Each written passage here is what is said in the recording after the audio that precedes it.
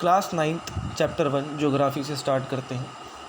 India, size and location. India is one of the ancient civilizations in the world. Yes, India जो है भारत की world की सबसे पुरानी सभ्यताओं में से एक है। हम सब ने पढ़ा है सिंधु घाटी सभ्यता। जिस ज़माने में लोग पढ़ना नहीं जानते थे, कपड़े पहनना नहीं जानते थे, उस ज़माने में भी भारत क्या करा करते थे, नगरीय सभ्यता हुआ करती थी। जी हाँ, सिंधु घाटी सभ्यता की मैं बात कर रहा हूँ, और वो भी उस ज़माने में वो नगरीय सभ्यता रहती थी। जो सभ्यता आज नहीं आ पाई, जो हम सेटलमेंट आज नहीं कर पाते, वो उस ज़माने में था। नगरीय पूरी व्यवस्था थी, ईंटों से घर बनाए जाते थे, और वो सेटलमेंट हम सब हिस्ट्री में सब जानते हैं। आगे बात करते हैं। भारत ने लास्ट के 5 दशक में बहुत ज़्यादा इकोनॉमिक प्रोग्रेस दिखाई है। जी हाँ, दिखाई है, और हर क्षेत्र में भारत ने कहीं ना कहीं डेवलपमेंट करा है और कहीं ना कहीं वर्ल्ड में कंट्रीब्यूट करा है। चाहे वो किसी भी क्षेत्र में हो, चाहे वो एग्रीकल्चर क्षेत्र में हो, चाहे वो इंडस्ट्रियल क्षेत्र में हो, चाहे वो टेक्नोलॉजी क्षेत्र में हो, हर क्षेत्र में भारत ने विश्व में योगदान रहा है, और कहीं ना कहीं भारत की इकोनॉमी भी बढ़ी है। कुछ समय पहले ये कहा जाता था कि भारत सिर्फ एग्रीकल्चर का देश है। भारत में सबसे बढ़िया क्या होता है, सिर्फ एग्रीकल्चर होता है, और यहाँ का बंदा सिर्फ किस पे डिपेंड रहता है, एग्रीकल्चर पे डिपेंड रहता है। लेकिन इसकी कुछ समय बाद ये परिभाषा बदलनी स्टार्ट हो गई। कब बदलनी स्टार्ट हो गई? जब भारत में क्या आने लगी, टेक्नोलॉजी आने लगी। भारत आत्मनिर्भर बनता चला गया, कहीं ना कहीं प्रोग्रेस दिखाने लग गया। तो उसकी जो डिपेंडेंसी थी लोगों की एग्रीकल्चर पे, वो हटकर किस पर आ गई, सेकेंडरी सेक्टर पर आ गई, जो कि इंडस्ट्रियल सेक्टर है हमारा, और किस पर आ गई, टर्शरी सेक्टर, जो कि सर्विस सेक्टर है हमारा। जैसे बैंकिंग, जो कि सबसे बड़ा, बैंकिंग, इंश्योरेंस, ये सारे हमारे सर्विस सेक्टर के अंदर आ जाते हैं। आगे बात करते हैं। India has also contributed significantly to the making of world history. जी हाँ, भारत का योगदान वर्ल्ड हिस्ट्री के अंदर भी बहुत बड़ा रहा है। जब भी लोग वर्ल्ड इतिहास के बारे में पढ़ते तो इंडिया का इतिहास पढ़ना पसंद करते हैं, क्योंकि कहा जाता है भारत एक कहानियों का देश हमेशा से ही रहा है। हमेशा से ही दुनिया की बातों का एक मुद्दा, सब्जेक्ट भारत रहा है। इसकी विशेषता, चाहे हम इसकी डाइवर्सिटी की बात कर लें, चाहे हम इसकी इतिहास की, चाहे हम इसकी एंशिएंट हिस्ट्री की बात कर लें, चाहे हम इसके भूगोल की बात कर लें, चाहे हम इसकी अर्थव्यवस्था की बात कर लें, चाहे हम इसके पशुपालन की बात कर लें, चाहे वो सिंधु घाटी सभ्यता की नगरीय व्यवस्था की बात कर लें, हमेशा से ही भारत दुनिया की चर्चा में रहा है और दुनिया की नज़रों में रहा है। आगे बात करते हैं लोकेशन की। India is a vast country. India is a vast country, यानी बहुत बड़ा देश है भारत। हम सब जानते हैं भारत के अंदर हर तरीके की फिजिकल डिवीजन पाई जाती है। भारत के अंदर कहाँ लाई करता है भारत? नॉर्दर्न हेमिस्फीयर के अंदर लाई करता है। चार हमारी मेनली डायरेक्शंस होती हैं, ये बताने की ज़रूरत नहीं है। नॉर्थ, साउथ, ईस्ट और वेस्ट। हम कहाँ पर लाई करते हैं? नॉर्दर्न हेमिस्फीयर के अंदर लाई करते हैं। जो हमारा मेन लैंड है, अभी लैटिट्यूड्स और लॉन्गिट्यूड्स में डिवाइड है। लैटिट्यूड्स और लॉन्गिट्यूड्स को हम आगे बेसिकली डिफाइन करके पढ़ेंगे। फ़िलहाल हम ये फिगर्स देख लेते हैं। जो लैटिट्यूड्स की फ़िगर्स हैं वो ये हैं कि 8 डिग्री 4 नॉर्थ से 37 डिग्री यानी 37 डिग्री से नॉर्थ तक है। और जो लॉन्गिट्यूड्स हैं हमारे, यानी अब आप इन्हें सिर्फ अभी फ़िलहाल लैटिट्यूड्स और लॉन्गिट्यूड्स को हम एक वर्टिकल और हॉरिजॉन्टल इमेजिनरी लाइन समझ लेते हैं, बाद में इसको ब्रीफली पढ़ेंगे। तो लॉन्गिट्यूड्स की फ़िगर देख लेते हैं हम। 68 डिग्री 7 ईस्ट और 97 डिग्री 25 ईस्ट हो जाता है हमारा। आगे बात करते हैं ट्रॉपिक ऑफ कैंसर। जी हाँ, ये भी एक इमेजिनरी लाइन है जो कि भारत के बीच में से गुजरती है और हमारे भारत को 2 पार्ट्स में डिवाइड करती है। आगे बात करते हैं। जो भारत का बिल्कुल दक्षिणी बिंदु है, यानी सदर्न मोस्ट पॉइंट है उस इंडियन टेरिटरी का, उसे कहा जाता है इंदिरा पॉइंट। उसे क्या कहा जाता है? इंदिरा पॉइंट कहा जाता है। और लेकिन ये 2004 में सुनामी के दौरान क्या हो गया था? ये सबमर्ज कर गया था, यानी डूब गया था ये। फिर भी अगर एक 1 मार्क क्वेश्चन आता है तो ये पूछा जा सकता है कि सदर्न मोस्ट पॉइंट क्या है भारत का? जी हाँ, यही है। Size. The land mass of India has an area of 3.28 million square kilometre. जी हाँ, ये भारत का घटा हुआ एरिया है। इतना घटकर भारत का एरिया हो चुका है 3.28 मिलियन स्क्वायर किलोमीटर। हम सब जानते हैं आजकल जो विषय चर्चा में भी है, हम बात करें LOC की बात करें, चाहे हम LAC की बात करें। पहले मैं आपको थोड़ा ब्रीफली समझा देता हूँ। LOC वो क्षेत्र है, यानी LOC की फुल फॉर्म बता देता हूँ पहले, लाइन ऑफ कंट्रोल। ये बाउंड्री लाइन है, ये वो हिस्सा है भारत और पाकिस्तान के बीच में। ये कश्मीर का जो एरिया है वो है। जो उस साइड एरिया है उसे क्या कहा जाता है, POK कहा जाता है, पाकिस्तान ऑक्यूपाइड कश्मीर। लेकिन जो हमारी चीन से वो मिलता है, लद्दाख का जो एरिया मिलता है, बाउंड्री लगती है हमारी चीन से, उसे कहा जाता है LAC, यानी लाइन ऑफ एक्चुअल कंट्रोल। तो ये घट घटा के थोड़े कब्जे वाले एरिया हट घटा के पहले बहुत बड़ा एरिया हुआ करता था। अगर आप अशोका का मैप उठा के देखेंगे, अखंड भारत का वो देखेंगे, चाणक्य वाला, चंद्रगुप्त वाला, तो भारत एक बहुत बड़ा वो देश रहता है। कहीं ना कहीं ईरान तक हमारी सीमाएँ लगा करती थी, बाउंड्री लगा करती थी, अफ़गानिस्तान को छूती हुई, जिसमें जयपाल का शासन हुआ करता था। ये हम हिस्ट्री में बात करेंगे। आगे बात करते हैं। फ़िलहाल एरिया कितना है, 3.828 मिलियन स्क्वायर किलोमीटर अभी फ़िलहाल भारत का एरिया है। टोटल वर्ल्ड का ये 2.4% हो जाता है। टोटल वर्ल्ड का जो एरिया वाइज है ये 2.4% हो जाता है। यहाँ एक फिगर 1.1 में ये जो इंडिया है वो वर्ल्ड के अंदर बता रखा है, ये 7 कॉन्टिनेंट्स हैं, ये बता रखे हैं। आगे बात कर लेते हैं। 2 फैक्ट्स यहाँ से नज़र में आते हैं हमारे, एक भारत एरिया वाइज कितना बड़ा है और एक भारत पॉपुलेशन वाइज कितना बड़ा है। पॉपुलेशन, जनसंख्या के बारे में हम सब जानते हैं, भारत एक शर्मीला देश है, लेकिन उसकी जनसंख्या कितनी हो जाती है, 2nd नंबर पे भारत आता है हमारा। और दूसरा एरिया वाइज, तो एरिया वाइज भी मैंने बताया घटकर कहीं ना कहीं इतिहास के दौर में भारत कटाकर कितना बच गया, 7वें नंबर पर आता है, लेकिन फिर भी बहुत बड़ा है, फिर भी बहुत बड़ा है। 6 ऐसे देश हैं जो कि फ़िलहाल भारत से बड़े हैं, और उन देशों के नाम यहाँ पर हमने बता रखे हैं इस फिगर में। फिगर 1.2 देखिए, सबसे बड़ा रशिया, फिर कनाडा, फिर USA, China, Brazil, Australia and India. ये सब हम फैक्ट्स देख सकते हैं। ये एरिया वाइज है, एरिया वाइज भारत 7वें नंबर पर आता है। लेकिन अगर हम पॉपुलेशन वाइज बात करें, population wise Bharat 2nd number पर आता है। भारत के अंदर भी एक ऐसा राज्य है जिसका एक अजीब व गरीब फैक्ट है, जिसका नाम है उत्तर प्रदेश, जिसकी 23 करोड़ आबादी है। अगर हम भारत को उत्तर प्रदेश यानी यूपी को अलग कर दें तो वो दुनिया का 6ठा सबसे बड़ा देश होगा, जी हाँ, 6ठा सबसे बड़ा देश होगा पॉपुलेशन वाइज। और ये एक फैक्ट है, पॉपुलेशन वाइज कह रहा हूँ मैं, एरिया वाइज नहीं कह रहा। आगे बात करते हैं। इंडिया का जो लैंड बाउंड्री है वो 15,200 किलोमीटर की है, ये फैक्ट है, ये लर्न करने पड़ेंगे। और टोटल लेंथ आपकी जो कोस्ट लाइन की है, जो हमारे आइसलैंड है दोनों, अंडमान निकोबार और लक्षद्वीप, हम पता है अंडमान निकोबार और लक्षद्वीप कहाँ हैं, अरेबियन सी और बे ऑफ बंगाल में। इनको अगर मिला लें तो 7516.6 किलोमीटर बैठता है। जी हाँ, भारत मैंने कहा बहुत वास्ट है और बहुत विभिन्न है। तो India is bounded by a young fold mountains in north west में क्या है भाई, यंग फोल्ड माउंटेन्स हैं, नॉर्थ में और नॉर्थ ईस्ट में भी, ठीक है। साउथ में आ जाओ तो 22 डिग्री नॉर्थ का लैटिट्यूड्स है, ठीक है। और ये जैसे जैसे हम क्या होता जाता है, टैपर होता जाता है, ठीक है, इंडियन ओशियन तक। और ये 2 सीज़ में डिवाइड कर देता है। कौन कौन से 2 सीज़ हैं, अरेबियन सी जो कि वेस्ट में है, वेस्ट यानी पश्चिम में है, और अगर मैं वैसे बात करूँ तो लेफ़्ट साइड में है, वेस्ट यानी थोड़ा लेफ़्ट साइड में, ऐसे मान के चलिए आप। और ईस्ट में आपका क्या है, बे ऑफ बंगाल हो जाता है। आगे बात करते हैं।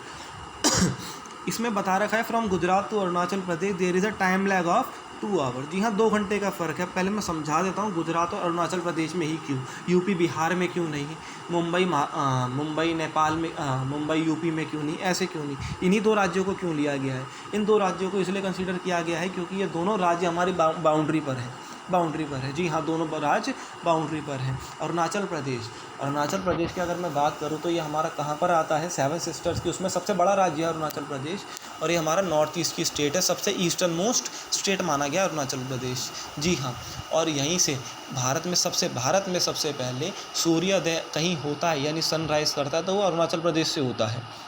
और अगर मैं बात करूं सूर्य सबसे लेट कहीं छिपता है तो वो गुजरात में छिपता है। क्यों? क्योंकि ये सबसे वेस्टर्न स्टेट है और जो कि बॉर्डर बनाता है किसके साथ, पाकिस्तान के साथ, समुद्री रास्ते से, हम सब जानते हैं।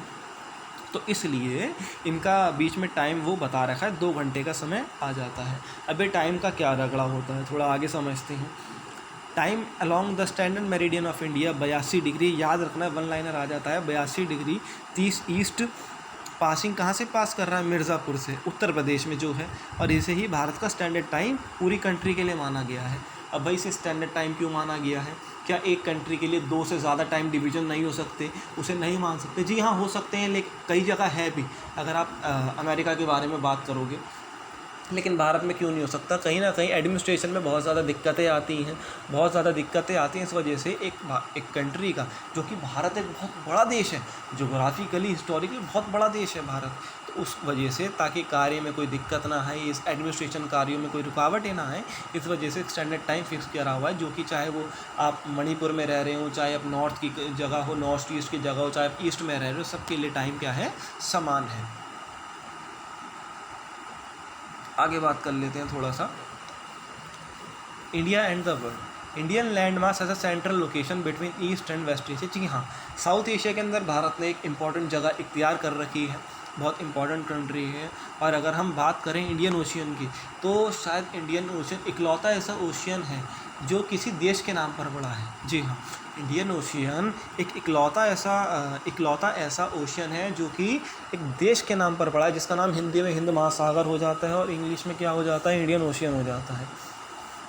आगे बात कर लेते हैं, क्योंकि किसी और देश की इतनी बड़ी कोस्ट लाइन नहीं है भारत जितनी। जी हाँ, इंडिया जितनी नहीं, क्योंकि हम सब जानते हैं सुप्रीम कोर्ट में एक केस चल रहा था जिसपे भारत के 2 नामों को लेकर जिक्र चल रहा था। तो अब पूरी 15 जून से शायद, अगर मैं गलत नहीं हूँ, तो एक ही नाम भारत का हो जाएगा, शायद वो भारत ही रहेगा। तो भारत की मैं बात करता हूँ, तो भारत की कोस्ट लाइन इतनी लंबी है कि एक ओशियन को देश के नाम पर नाम दे दिया गया, उसका नोमेनक्लेचर नामकरण हो जाता है। किसी और देश की इतनी हैसियत नहीं है।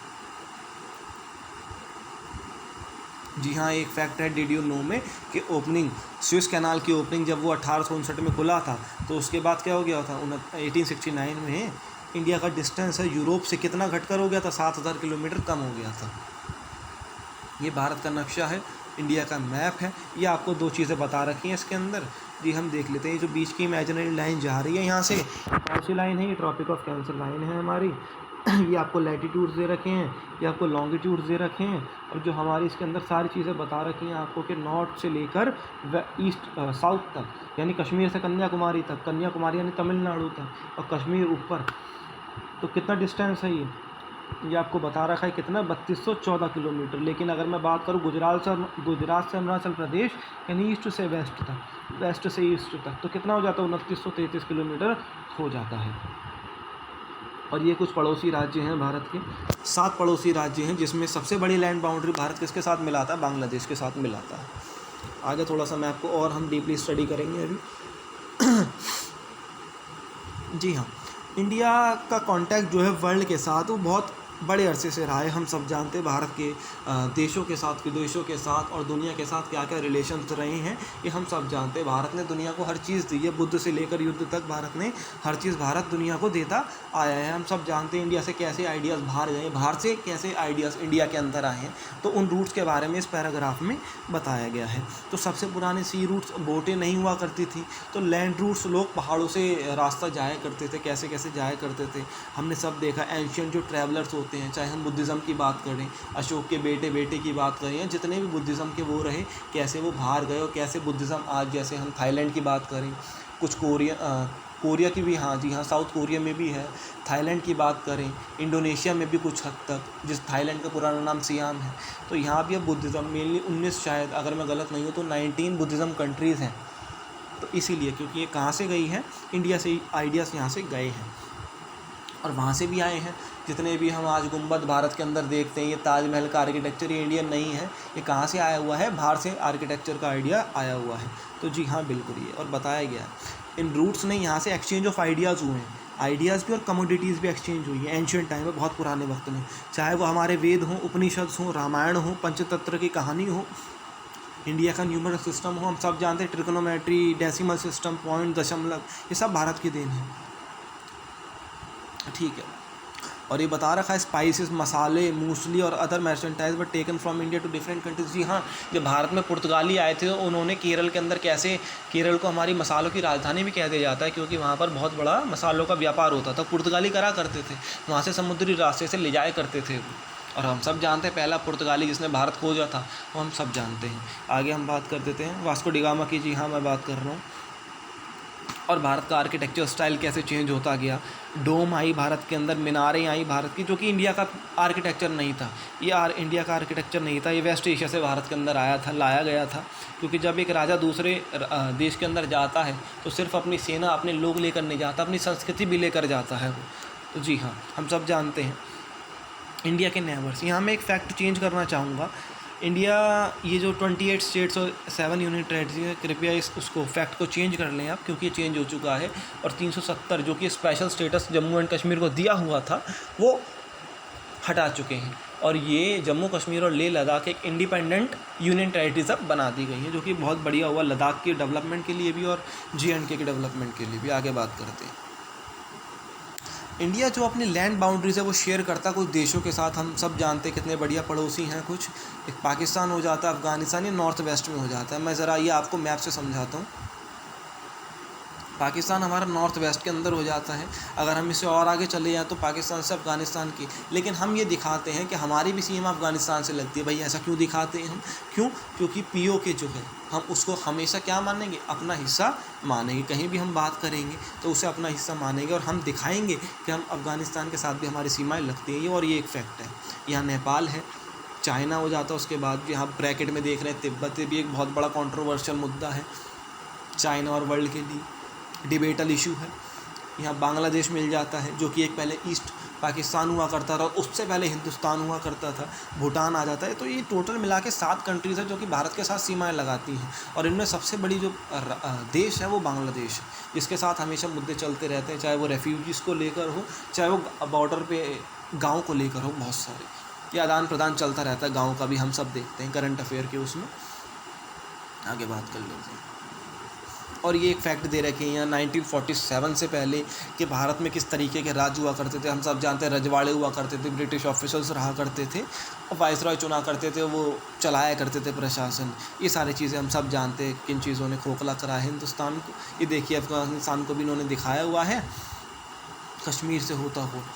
देखो, और दो राज्य ऐसे हैं, 2 देश ऐसे हैं श्रीलंका और मालदीव, जो कि भारत के साथ लैंड बाउंड्री नहीं शेयर करते, लेकिन समुद्री सीमाएं बनाते हैं। श्रीलंका, बिल्कुल लंका की बात हो रही है, और मालदीव्स की बात हो रही है। तो Sri Lanka Palk strait of gulf of Mannar, और मालदीव से हम कैसे वो शेयर कर रहे हैं? ये लक्षद्वीप के दक्षिण अगर आप चले जाओगे तो मालदीव वहाँ सिचुएटेड है। तो भारत की जोग्राफिकल उसमें भी बहुत क्या है, लिंक्स हैं अपने, उसके लिए जोग्राफिकल लिंक्स भी हैं अपने पड़ोसियों के साथ, और हिस्टोरिकल लिंक्स भी हैं। हम सब जानते हैं ऐतिहासिक लिंक्स रहे हैं, जोग्राफिकल, इतिहास से ही जोग्राफी चेंज होती रहती है। हम सब ये फैक्ट जानते हैं कहीं ना कहीं। और थोड़ा सा और एक्सप्लेन कर देता हूँ आपको। ये पूरा जो मैप भारत का दे रखा है, अगर आप थोड़े नेशनलिस्ट की सोच के हों तो अखंड भारत का आपने अगर वो देखा हो चाणक्य के टाइम का, चंद्रगुप्त के टाइम का, अशोका के टाइम का, तो अशोका के टाइम पे 16 महाजनपद हुआ करते थे भारत में, हिंदुस्तान में। और उस समय अशोका भारत के इतिहास में इकलौता ऐसा राजा रहा है जिसने 16 के 16 महाजनपदों पर राज किया है। जी हाँ, मैं सही कह रहा हूँ बिल्कुल। अशोका के बारे में हम सब जानते हैं, कलिंगा वॉर, उड़ीसा के अंदर चढ़ाई, युद्ध छोड़ देना, बुद्धिज़्म अपना लेना, ये सब हम सब जानते हैं। और उसकी बदौलत हम क्या क्या भारत ने देखा, भारत टूटा बटा, खंड हुए भारत के, जिसमें से एक पाकिस्तान, अफ़गानिस्तान, ये भारत के छोटे हिस्से ही हुआ करते थे पहले, जो कि ये आप देख रहे हैं टूटते चले गए भारत से। जी हाँ, तो ये ख़त्म होता है हमारा पहला चैप्टर। आशा करता हूँ आपको समझ आया होगा। कैसी लगी आपको वीडियो कृपया कमेंट्स में ज़रूर बताएं। लाइक, शेयर एंड सब्सक्राइब ज़रूर करें।